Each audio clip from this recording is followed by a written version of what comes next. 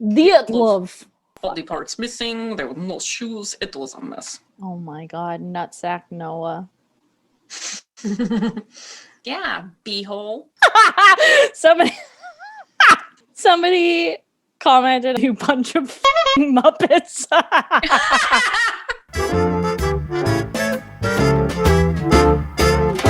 Hey there, boozy buddies. Welcome to Paranormal Spirits, where we share a drink, we tell you a spooky story, and then we rip it apart because booze always shows the truth.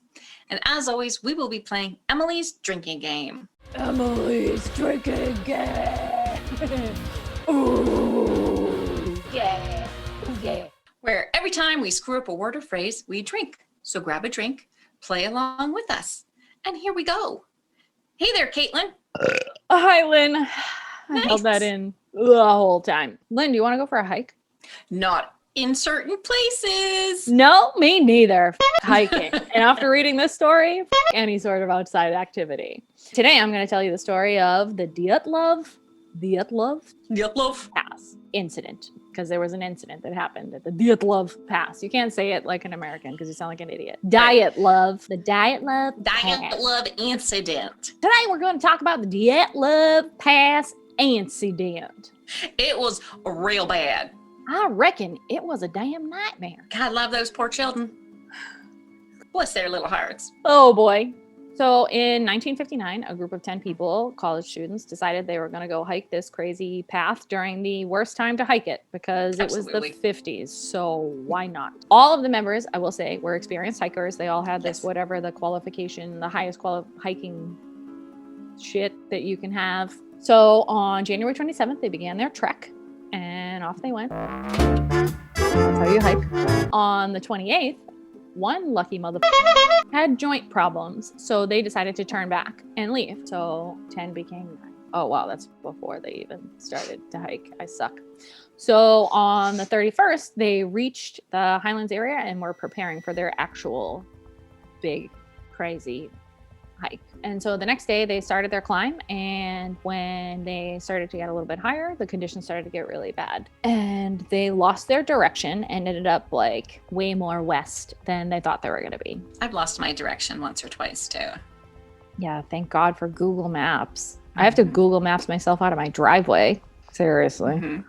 I was morally speaking, but yeah, that too. Oh.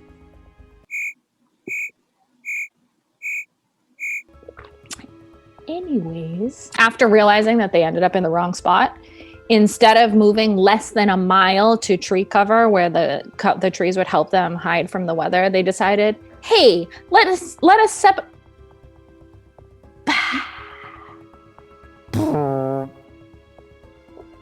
They decided, hey, let us set up camp here where it's nice and dangerous.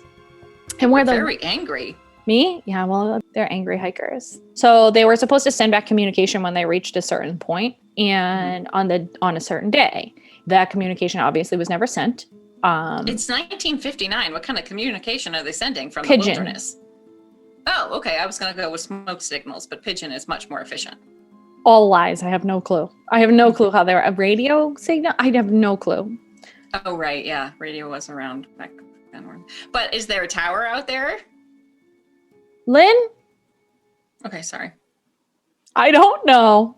I don't know the answer. When you teach a computer class like I do, you wonder these things. Oh my God. Ooh. Days after the communication was supposed to come through, it took days for family members to start to get a little riled up. And finally they sent out search crews, and initially the search crews were just volunteers and nothing happened. So then they called in the big guys and they called in the Russian army and they brought in helicopters and all of that stuff. On February 26th, so almost a month later, they found the abandoned site that the group had left behind. The tent was completely ripped apart. There were footprints in the snow leading away from the tent. All of everybody's clothes, belongings were still left there. Investigators said that the tent looks like it had been cut from the inside. So it had been opened from the, they had cut their way out of the tent from the inside, which sounds totally reasonable. Use the zipper. Right. I gotta get out of here. Knife. I like the cutting noises. Yeah, it's technical. Oh, Caitlin, you're such a Muppet. I am a Muppet. So 9 sets of footprints were found leading from the tent.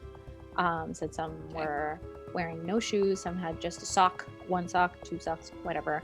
And it was all leading roughly a mile downhill towards that tree line. After 500 meters, the tracks were all covered in snow, so they couldn't follow the tracks anymore. When they got to the tree line, they found the remnants of what looked like a fire, along with the first 2 bodies, who were completely shoeless and in their underwear. All they had was their skivvies on. So they found those 2 guys, dead, underwear. Wow. Ice cubes. Can you imagine the Russians finding them? Boris, what is this? Only skivvies, no shoes? I don't understand.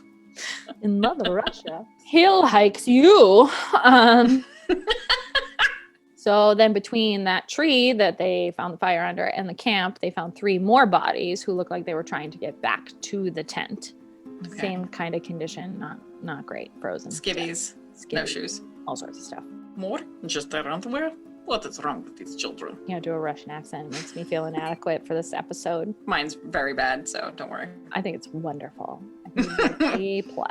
It took more than 2 months to find the last 4 travelers. More than 2 months. These people were just like dead out there. Or maybe they were alive for a while. But 4 freaking months? Ugh, longer. What I was laughing at when you were like, you get an A+. In my mind, what happened was in Caitlin's School of Russia. Damn it! It's 4. I feel inadequate in my jokes. We just made a whole infomercial based on it. You made the infomercial, really. Well, I'm a great actress. You are. Clearly, You missed your calling. I should Truly. be an infomercial actress. Infomercial actresses are always my favorite because they're like, are you like me and you can't pour juice? And they're always like, and the juice just goes flying and they're always like, oh my God, juice! It's wild. So it took more than 2 months to find the last 4 travelers. They were found on May 4 under 13 feet of snow. Wow. That's my nightmare. They were further into the woods past the tree line. So they kind of went further into the woods. Those guys, however, were found in a much different condition than the others. They all were better dressed, so they weren't just in their skivvies. Okay. They had taken the clothes from the dead bodies, so they must have lived longer. So they took all the other clothes, and they were wearing the other people's clothes. They all had severe injuries. 2 or 3 of them had major skull injuries, and another couple had chest injuries, like crush injuries. And they stated that the injuries were done with such force, it was like compared to a car crash. So they couldn't have done it to each other. But there were no external injuries, so they weren't like beaten up or anything like that. So there's no actual explanation to what happened to them. One of the theories was that a local indigenous tribe, oh my God, I said indigenous and I didn't. A local indigenous Good tribe job. had attacked them, but they did go interview them and that was ruled out. And then there was all sorts of other crazy theories, like, you know, like Yetis and all sorts of stuff. Very recently, they reopened the case because there was a lot more interest in it as of, you know, the internet and quarantine. Right. And Russia said that it was an avalanche. It was a small avalanche that there was absolutely no proof of that happened. So that's what they said was the cause of it. Did anybody consider like a bear? There was no external injuries. Well, a bear could have just tossed them around or hit them with a paw. No bite marks, no scratch marks, no visible anything. Weren't some of them missing like toes and fingers? Well, they were missing stuff, but that was because they were found in a body of water. And so like there was like a tongue that was gone and all that, but where their bodies were in the water, it had like deteriorated or animals had like eaten at it after death. But But their skull crushes were not from, there was no bear? Like, maybe. No, not from a bear. I'm just saying, dude. Maybe it was a Yeti. I'm gonna go alien. Tell me the alien theory. I've never like bought that one because I was like, why would the aliens just do weird things to these people and then leave them? Right. Like there's no reason behind it. Right. I think people think aliens because there were no other like footprints. I mean, obviously if there was a bear, there would be footprints there of a bear, but like, a bear footprint, not a bear footprint, but a bear footprint. That's the sound a Russian bear makes. I don't know if you're aware of this or not. Animal Sounds with Lynn 101. Yep. Remember when we thought I had a ghost, but it was really my beer bottle falling over and I was convinced that it was a ghost? Do you remember that? I was so happy that we caught it on film. I was like ready to be internet famous, and it wasn't. How to be internet famous 101 with Caitlin. Clearly, I don't know what I'm doing because we have 94 followers. Thank you so much. 95 today. Thank you so much. Great. It's booming. If you want to gain 1 follower a month, I'm your girl. So, you think it was a bear? I don't know. I think there would be like bear paw prints in the snow, which they probably would have seen and maybe would have said, hey, it was a bear. I mean, that's a very easy explanation.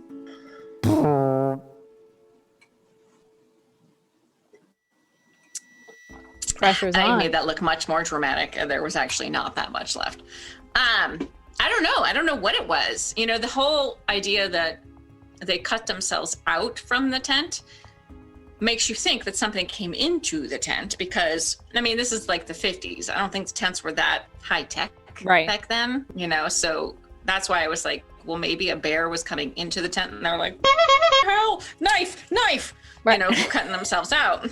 Yep. As one does. Well, I feel like the footprints all around the tent kind of make that a no-go. But what happened to those people that like got crushed and stuff? They were buried under 13 feet of snow, so there is no. Right. So I mean, maybe the avalanche theory is plausible, but it wasn't. Like, are mini avalanches even a thing? When I ask questions, I always feel like the internet proves me wrong. So, hey, internet, are mini avalanches a thing? I don't want to Google it. Please tell me. Alexa, are mini avalanches a thing? Here's something I found on the web. Hate it. Dropless.org.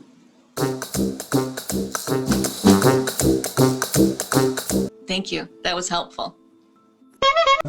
Do you know what we do with in our house? We ask her questions and she gives us bullshit answers like that, and then we spend the rest of the time that she's answering going, shut the up, cancel, cancel, because we can't handle it. In my bedroom, like I have follow-up enabled, so I don't have to say her name again. I just say something after she says what she said, and then she'll respond back. Like we have a conversation.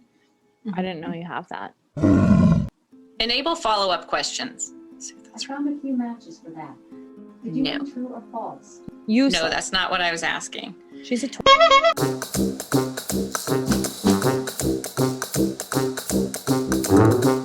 Sorry, what device? You. That's what I mean. Are you struggling with your... Well, do I have the class for you? The 101 with Caitlin Greer. Step 1, say a... Number 2, ask her a question. Number 3, get the wrong response. Number 4, spend the next 20 minutes trying to shut that bitch up. Welcome to 101 with Caitlin Greer. Thank you so much. So, shit. I don't know. I don't know if it was a bear. I don't know. I want to think that they all went crazy and killed each other, but how could they freaking manhandle each other's skulls into an oblivion? Right. Yeah, that's the other thing. There were no external injuries, so it's weird. It's a weird one. Well, it's a mystery. It is a mystery. A mystery. Well, that's the crappy story of the Dyatlov Pass incident. If you like what you saw, climb out of that mountain of snow that you're stuck under for the last 3 months, shake off that head injury, like, subscribe, and ring that bell. If you don't like what you saw, crawl back under that pile of snow and go f*** yourself. Thanks for joining us. We'll see you next time for more drunken adventures with 2 old, definitely not Russian, definitely not good at accents, definitely don't know what the fuck I'm talking about, whores. Have a nice night. Bye-bye. Bye. Get out.